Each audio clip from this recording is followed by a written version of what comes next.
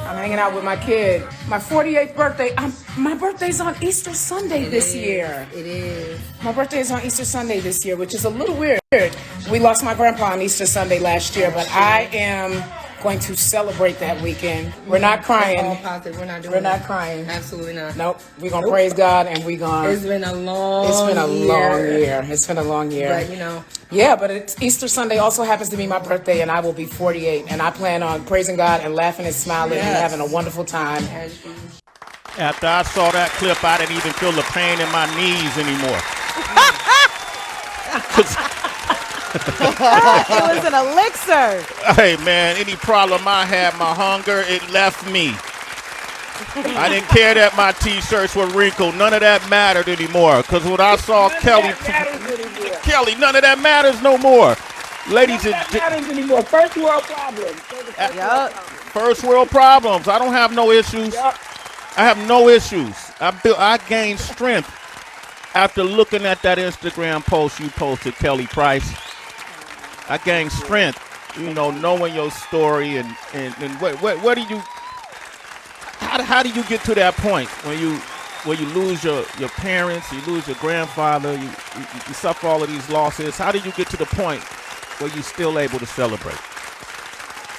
You make an intentional decision, and sometimes making that decision, it's every day, and sometimes it's several times throughout the day, to not get dragged into a dark place or dragged into a place of depression. Knowing, first of all, that their lives were well lived. Everything that I know about loving and giving back, everything about my faith I learned from them. So that's what I draw from. When I feel like I'm too weak within myself to find the strength to get to that place in the day so that I'm not sucked into a dark place, I think about how I know they would want my life to play out. And it wouldn't be sitting at home crying and not being able to form my words and get my mind right. I had a lot of challenging days last year. But one thing I do know is that starting with my grandfather, he was my first pastor. Everything I know about faith, I know because of him.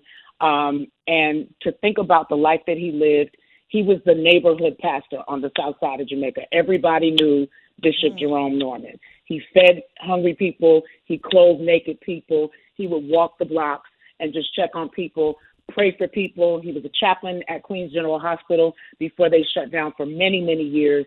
I used to ride out with him after service on Sunday and go visit sick people when he would pray for them. So having those memories, knowing that he was that person, gave so selflessly always. I miss him. I really, really do. But God gave him to the world for so many years. He was here 94 plus years, and just an amazing human being with a huge heart that had a burden for the community, and always wanted to see people be healed and be whole and doing well. And so, yeah, he is, I don't know what else to say. But for those times when I felt like I couldn't get out of that stinky place, I would think about that and know that he would absolutely not approve of me sitting down moping, because he's doing better than all of us right now. Mm-hmm. How about that? How about that? Kelly Price, ladies and gentlemen. New EP is called Grace. I listened to it in its entirety twice. It's out now. You know, I know you want to, you wouldn't let me sing with her, but but because listen, that's different. Kelly, I love you, sis. I cannot wait to just see you and give you a big hug that I felt like I've owed you forever and ever and ever. So thank you. And I've listened to you in my car, in my home, in my kitchen, everything. Your voice is just so amazing. So thank you. What I get excited about is that, Sway mentioned that we do Good News Thursdays here. We have our citizens call up and share their stories and testimonies. And I've been watching you like so many other people on Sunday Best. And I feel like every time I get up, when somebody starts singing, you get up and you start jumping. Yeah. What is it like to sit there and hear those voices? It looked like you can't help it, like the same way I can't help it. What is it like to sit there and watch these amazing vocalists do their thing? It's multifold for me. First of all, it's some singing people on that stage. That's just the honest to God truth. And they make it hard for us every year to narrow them down. But I see the hunger in their eyes, their desire to be heard and to be seen. I feel like God doesn't give anybody a gift for us to hide it from the world. It doesn't mean that the whole world will know you, but you're supposed to use it. Like for all of the people in the world, he put what he put in your hands, and you know what I mean? Or he gave you that voice, or he did whatever. He didn't do it for it to be hidden and for nobody to ever hear it and for it not to be used. So I love being a part of the process where people feel like they are walking into their purpose in that moment. There's nothing more than feeling like you are actually living out the reason why you were sent to earth. And I can just remember the first time I heard my voice on a record, or the first time I wrote a song for somebody else and then heard them sing it on the radio. It did something to me. So I very much so still go to that place when I hear my own music on the radio. It never gets old, and I'm right there with them. That's what you see when you see me jumping up. Yeah. And then it's a piercing too. It's a piercing. It's not so much about a riff or a run, but I can feel those artists' stories in the angst in their voice, like more than the words, the tone. The way we say we all feel Mary J. Blige. I feel each one of them, and it's like their soul is telling a story, even though they're singing somebody else's words. I can feel the story that their soul is telling. And it pierces me, and it makes me, a lot of times I have to stop myself. They're like, Kelly, you got to sit down. I want to go grab them and hug them. I'm like, I'm a huge hugger. COVID sucks because you can't hug people like that no more. But I'm a hugger. I feel like hugs are healing. And I love it. I love it. Amen. Kelly, when you brought up Mary J. Blige, it made me think of so many times throughout the years I've heard references to Mary J. Blige, to Keisha Cole, even to yourself, where people will want heartbreak to enter your life because they always say, ooh, we know a hit is coming, even with Taylor Swift. You know what I mean? That's true. When she goes through a challenge, you're like, oh, that album is about to be popping. I have heard that. Tracy, you're absolutely telling the truth. I'm like, you ain't got to wish heartbreak on me to get a good record. I promise you I'm going to give you something. Hello? Because I could imagine as an artist, like, that's such a conundrum because it's like, all right, cool. I understand your intention. And also possibly you currently may be going, the audience member, the ears that want to spin your record may be going through something where they know that you will be able to speak the words that they can't come up with. But it's like, damn, like, why you gotta push these thunderstorms on my life? What the hell is going on? So I didn't know if it made you doubt the spirit, like sending that stuff back. Right. Yeah, and so I wondered if it made you ever like doubt the magic in your happy moments, if that can truly translate into great music, since everyone seems to love R&B art. I don't know when this shifted, but love R&B artists when it comes to, or soul music, when it comes to pain, when it comes to heartache. I won't deny it. There is a place for melancholy in R&B music. It's never going anywhere. And somebody's going to always be there's always going to be somebody who's having that moment. But I think we can celebrate the happy moments. So I am happy to say that on the cover of I Want to Thank You in this new Grace project, it's literally why I feel like Dance Party was necessary. I feel like putting I Want to Thank You on this project was necessary because people had many melancholy moments last year. We're tired of being melancholy. We're tired of crying. We're tired of feeling, like we got to stay locked in the house, like we've been put on universal timeout. And but there is also a place for happiness in R&B. I just happen to know that the melancholy is never going anywhere. So I won't fight it. I'm not trying to be the telling that story my whole life. But if when I need to tell it, I will. And I pray that it touches somebody. And for me, it's always about what the music, which is even how I decide when and where to drop what kind of music. It's been an amazing experience to be able to do both gospel and R&B because everybody is not always accepted in both genres at the same time. But I never felt like I had to choose one over the other because they reside in me equally. They reside in me Yes. equally, with my foundation of faith being at literally the stabilizing force in it. I put just as much heart, soul, Kelly experience into the R&B music as I do into the gospel music, and the gift comes from God, so there's no separating them for me. So Wow. Kelly, how did you get into, because you mentioned R&B and gospel, but then how did you jump into hip hop? Was it through your friendship with Faith Evans that you ended up on Biggie's song? Was it through Puff? Like, how did you jump into this world then? For real. And I'm not going to drag this story out, but I literally took a faith move. This is so funny. Okay. I had been saving money, and I threw myself a birthday party and just invited music executives and all of to come. And the plan was to only play songs that I'd written while everybody was in the building, so I could perhaps get the attention of somebody. I was just trying to sell songs at that point. I wasn't trying to be an artist. And the crazy thing is that nobody showed up that I expected to be there that night.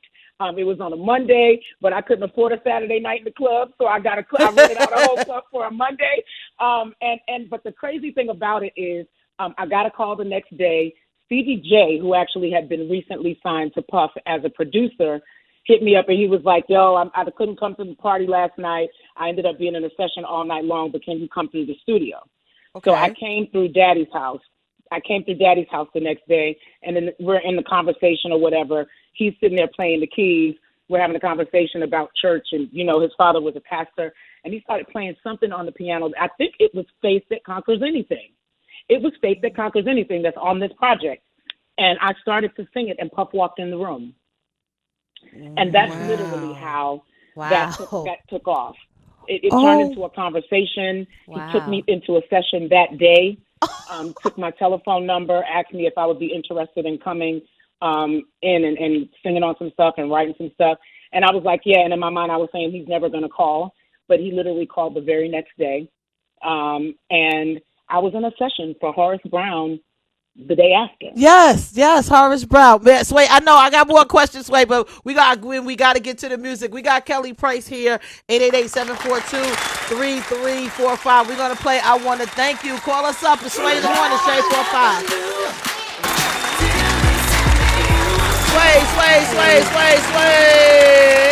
Sway in the morning.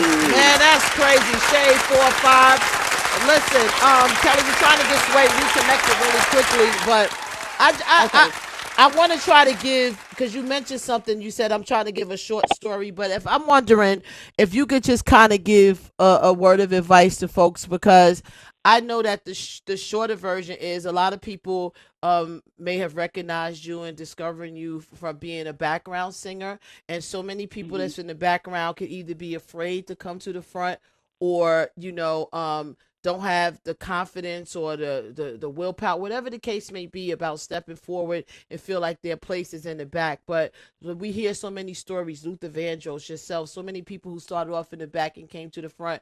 What would you say to folks like that who may be playing the back right now and know in their heart and in their soul it is their purpose, their God-given anointing to be to the front? What would you say to those folks right now that's being hesitant? I would say to them that if you know it's what you're supposed to do, don't keep not taking note. Like, no is not an answer for you. Keep plugging, keep pushing. And I would say also, like, whether you pray or whatever, what you want to do is really, you want to will the right person into your life. For me, the no's kept coming because I didn't look like, other R&B singers looked. I was told, well, if you want to make a gospel record, it'll work. Or if you want to do house music, it'll work. But we can't package you and sell you. Like, they were bold about it. Like, they didn't care. I heard that over and over and over and over and over again. But the crazy thing is that for every, like, you can get a million no's. It only takes one yes. Amen. It only takes one yes. Amen. And some of the same labels that looked me in my face and told me, we could never sell a record on you, I ended up in the middle of a bidding war with some of those same people once it got out that offers were hitting my desk to be an artist. Some of the very same people that said that they could never sell a record on me. This industry is very much so, and this is a part of it that hasn't changed. So I would encourage people to know that it only takes one yes. It only takes Amen. one person to hear you, to use their power, their ability, and their influence and their resources to bless you and change your situation. So I look back on that time now, and all of those no's were necessary. So walk them out in stride. That's another thing that I would say. Don't allow this period of no to make you bitter. Every lesson, everything that happens, no wasted experiences. No wasted lessons. If you learn it in the moment and understand, I can honestly say that going back on that time, I was in the studio while I was being told, we can't make a record on you. I was in there singing everybody else's record, writing everybody else's record, becoming really proficient in the studio, learning how to engineer my sessions, getting my production weight up. Like, I learned all of that while people were telling me no.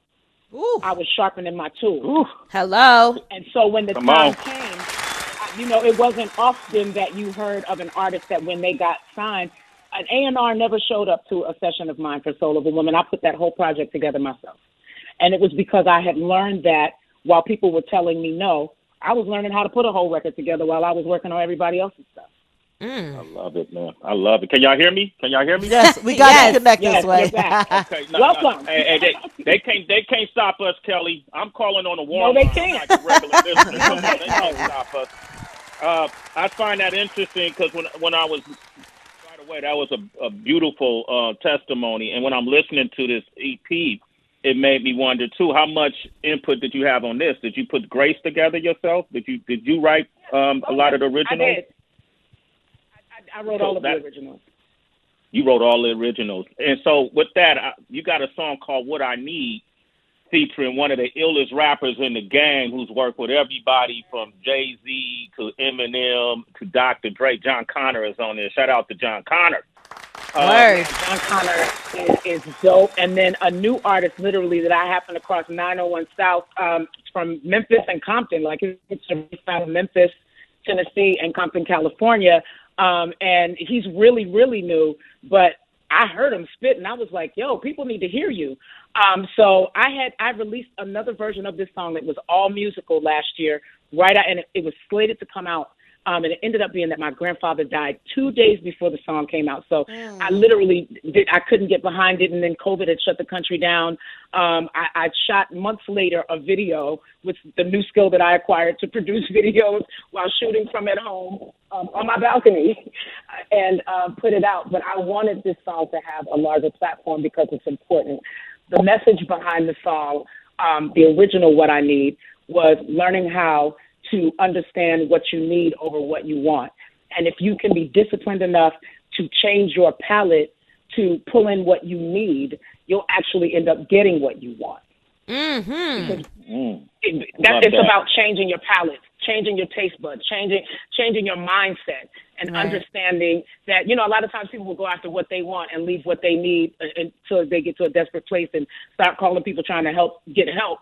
But we've got to change our discipline. We've got to change our mindset.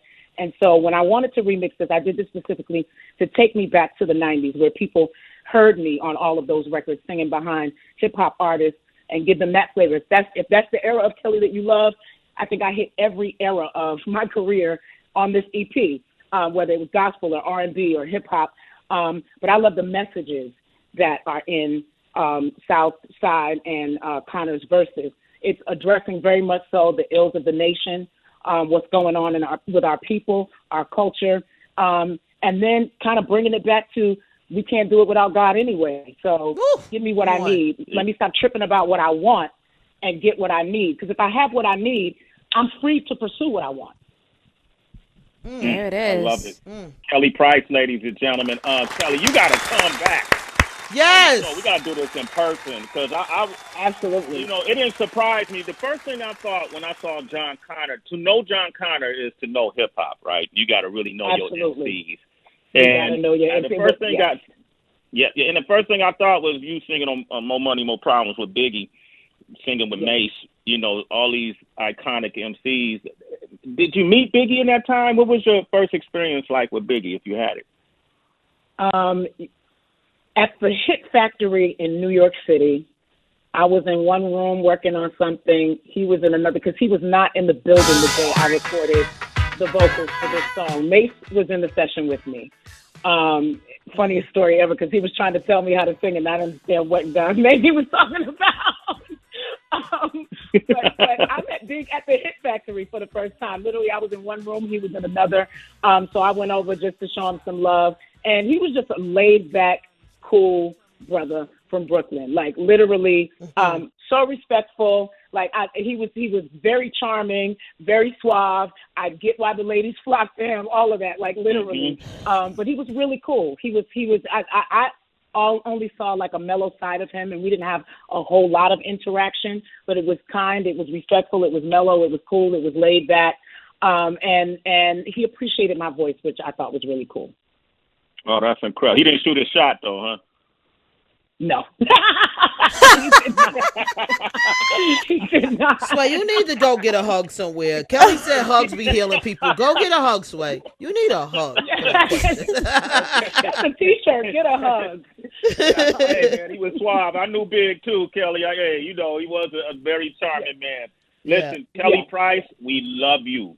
Okay. Yes, we do. Thank you. Keep going. Thank you.